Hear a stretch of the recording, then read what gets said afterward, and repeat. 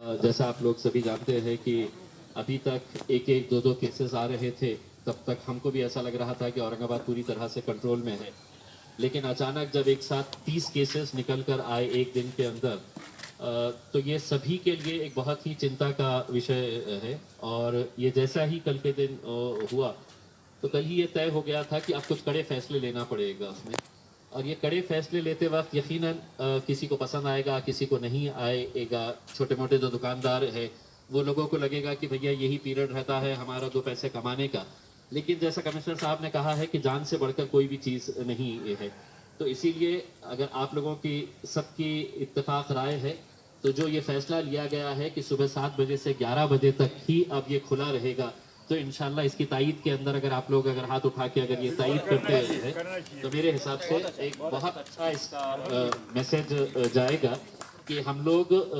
इस बात से पूरी तरह इत्तेफाक रखते हैं। ये सही बात है कि रमज़ान का महीना हम लोगों ने अपनी ज़िंदगी के अंदर ऐसा रमज़ान देखे नहीं है, और दुआ करते हैं कि इंशाल्लाह आगे कभी भी इस तरह का ऐसा माहौल ना रहे कि जहाँ पर हम लोग आज़ान तो दे रहे हैं लेकिन मस्जिदों के अंदर जा नहीं रहे हैं। लेकिन अब अगर ये जल्दी खत्म होना है तो ये हमारे हाथ में है। ये ना तो पुलिस रोक सकती है, ना कोई प्रशासन रोक सकता है। बड़े से बड़ा मंत्री आ जाए, प्रधानमंत्री आ जाए, खासदार आ जाए, ये हमारी अपनी खुद की जिम्मेदारी है कि हम लोग आज के बाद से किस तरह से बिहेव करते हैं। उस हिसाब से ये तय होगा कि कितनी जल्दी यहाँ से ये लॉकडाउन खत्म किया जा सकता है। ये बात सही है कि जो अशफाक कुरैशी साहब ने भी बात बताए है, मौलाना साहब ने भी जो बताए है, मोइज़ फारूकी साहब ने, कि जब कहीं पर कोई पॉजिटिव केस निकल रहा है तो वहां पे जिस तरह से गाड़ियां जाती है और गाड़ियां जाकर वहां पर एक ऐसा लग रहा है कि निकाल के लेके आओ, 15 को निकाल लो, ये 20 को निकाल लो, 25 को निकाल लो। और जिस तरह से अगर हम सही मानों में अगर उसका सीरियसनेस अगर दिखाना है, जैसा अशफाक कुरैशी के पास जब लोगों को निकाला गया तो एक ही गाड़ी के अंदर उनको बिठाकर है तो हॉस्पिटल लेके जाया गया।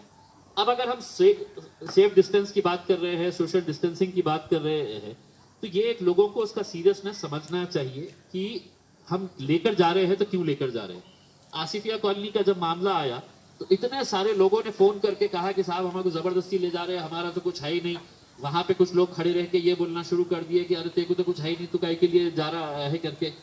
अब दिक्कत यही है कि जैसा मेडिकली एस्टेब्लिश है कि किसी को हम में से अभी भी यहाँ पर अगर कोई पॉजिटिव कैरियर होगा तो हमको किसी को भी नहीं पता है, हमारे को किसी के पास भी कोई सिम्टम नहीं है। लेकिन वो एक खतरा बना हुआ है कि यहाँ पर एक जने के पास था, उसने उसकी वजह से, तो खुदा न करे ऐसा हो, लेकिन इसके ऐसा जरूरी नहीं है कि सिम्टम्स है। और ये चीज लोगों को बताने की बहुत सख्त जरूरत है। ये जो शिकायतें आई है यकीनन उसके ऊपर दुरुस्त किया जाएगा कि जब आप किसी जगह पॉजिटिव निकल रहा है तो लोगों को ले जाते वक्त उनको पहले काउंसलिंग करके वहां पे, जैसा मौलाना साहब ने बहुत अच्छा ये किया है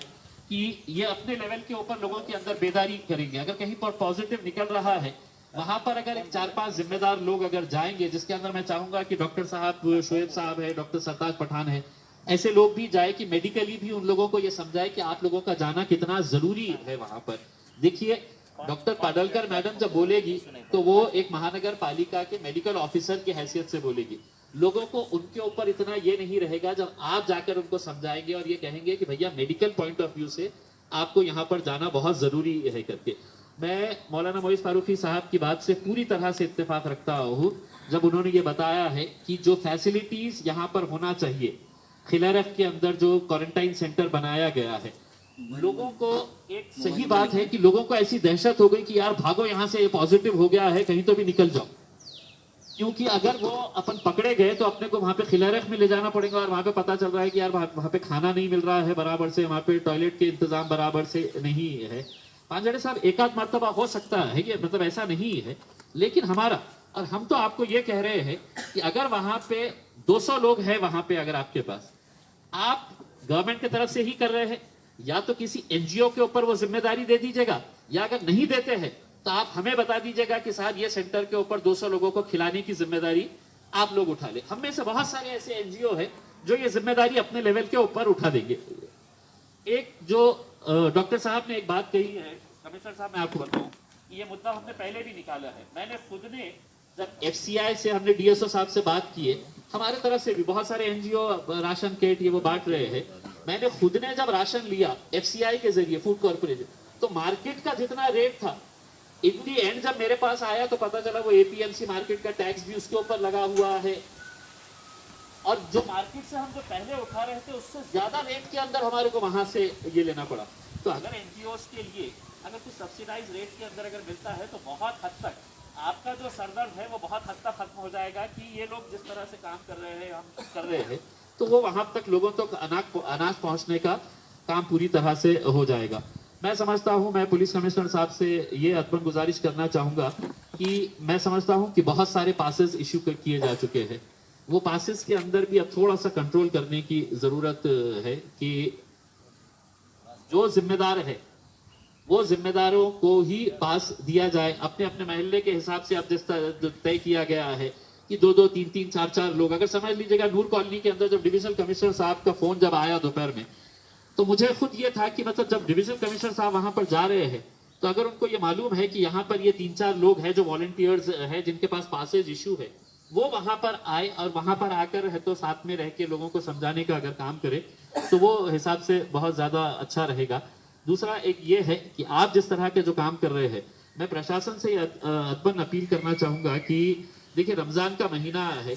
अगर इसको दीनी एतबार से अगर ये मौलानाओं का जितना भी हमारे मुफ्ती मौलानाओं का इस्तेमाल अगर किया जाए, जैसा नूर कॉलोनी के अंदर अब जैसा अगर सिर्फ वाजिद साहब को अगर भेज दिए, बहुत अच्छे स्पीकर है जो इस्लाम के हिसाब से भी बात करते हैं और दुनिया के हिसाब से भी बात करते हैं, वहां पर अगर उनको एक माइक के साथ अगर भेज के वहां पे लोगों को देखिए ऐसे वक्त के ऊपर काउंसलिंग करना बहुत जरूरी है। लोगों को ये समझ में आना चाहिए कि मैं जो कर रहा हूं ये इसलिए नहीं कर रहा हूं कि पुलिस वाला आया है तो मैं नहीं निकलूंगा, मैं बाहर, मेरे को कोई नहीं रोक सकता है। दीनी एतबार से भी जैसा प्रॉफेट मोहम्मद के जमाने में भी क्या होता था ऐसे पीरियड के अंदर, और आज दुनियावी एतबार से अगर हमारे को ये मर्ज को रोकना है तो हमारी सबकी जिम्मेदारी है। तो ये अगर एक सिस्टम लगा दिया जाए जो बिल्कुल टोटली 100% कंसंट्रेटेड मुस्लिम एरियाज है, जैसा नूर कॉलोनी के अंदर अगर जाके वहां पर अनवर इशाती साहब ये ऐसे 2-4 लोग अगर जाकर वहां पर सिर्फ थोड़ा सा अगर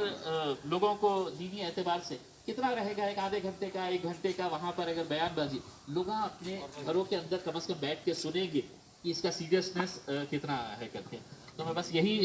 गुजारिश करूंगा कि इसको जितना भी अच्छे तरीके से समझाया गया है उसको हम इम्प्लीमेंट करें, और ये हमारे लोगों को ये बताने की ज़रूरत है कि ये जो फैसले लिए जा रहे हैं ये फैसले आपके हक में लिए जा रहे हैं। ऐसा ना हो जाए कि भाई ये जो 25 लोग बैठे हुए और मेरा कैसा होगा, मैं तो ये यहाँ पे धंधा करने के लिए आया था। ये दिक्कतें आएंगी, 1-2 दिन है तो लोगों की नाराजगी रहेगी, वो नाराजगी भी हमको झेल कर लेना है, लेकिन लोगों को समझाने की भी जिम्मेदारी हमारी है। और हम समझते हैं कि इंशाल्लाह कल के बाद से एक अलग तरह का माहौल यहाँ पर देखने को मिलेगा। सबसे टाइम जो सुबह 4 घंटे है तो 9 से 11 और 4 से 6 हो सकता क्या? टाइमिंग जो है नहीं, देखिए कैसा है कि जो टाइमिंग के बारे में बात हुई थी उसके अंदर पहले तो कम से कम ये था कि 1 बजे तक का था, लेकिन सिद्दीक साहब अब हालात ऐसे हो गए हैं कि बहुत ज्यादा अगर हमने अभी रियायत दे डाले तो आप ये समझ लीजिएगा कि आगे कब तक हमारा ये लॉकडाउन चलेगा ये हमको खुद नहीं पता है, हमें नहीं पता है। तो ऐसी सूरत के अंदर थोड़े वक्त के अंदर अगर हम लोग ये इसको एक्सेप्ट कर ले तो मेरे हिसाब से बेहतर बहुत हो सकता है। देखो बात आता हूँ, सैनिटाइज 7 से 9:30 और वो अल्टरनेट डे